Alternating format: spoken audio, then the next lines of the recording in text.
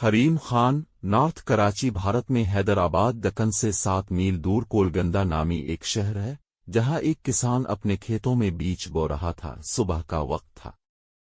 علاقے کا نواب سیر کرتا ہوا وہاں سے گزرا۔ کسان کو محنت سے کام کرتے ہوئے دیکھ کر نواب نے سوچا کہ کسان سے اس کی خیریت دریافت کرنی چاہیے۔ وہ گھوڑے سے اترا اور کھیت کے کنارے پہنچ کر کسان سے پوچھا، کیوں بھائی، کھیتی باڑی میں تم اس قدر محنت کرتے ہو، کتنا کچھ کما لیتے ہو، کچھ فائدہ بھی ہوتا ہے نہیں؟ کسان نے سر الفاٹ الف اور نواب سے کہا، فائدہ کیا جناب، فصل کٹنے کے بعد اس کے 4 حصے کر لیتا ہوں۔ نواب نے پھر پوچھا، اچھا تو ان 4 حصوں کو خرچ کیسے کرتے ہو؟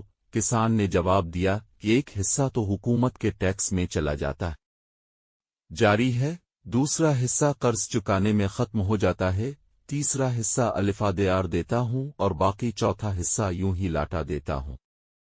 نواب کو کسان کی یہ عجیب و غریب باتیں سن کر بہت تعجب ہوا۔ حیرت سے پوچھا، تمہاری باتیں میری سمجھ میں نہیں آئیں، صاف صاف بتاؤ، تم قرض چکاتے بھی ہو اور دیتے بھی ہو، ایسا کون سا قرض ہے جو ہر فصل پر ادا کرتے ہو اور پھر بھی ختم نہیں ہوتا، اور وہ کون ہے جسے تم ہمیشہ قرض دیتے ہو اور پھر 1/4 رقم تم یوں ہی اڑا دیتے ہو؟ کسان نے جواب دیا، جناب، بات دراصل یہ ہے کہ میرے والد نے ایک ساہوکار سے رقم الفادیار لی تھی۔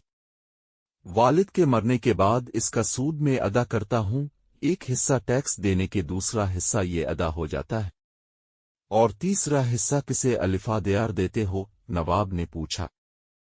کسان نے کہا، یہ میں اپنے 2 لڑکوں پر خرچ کرتا ہوں تاکہ بڑھاپے میں وہ مجھ پر خرچ کرے۔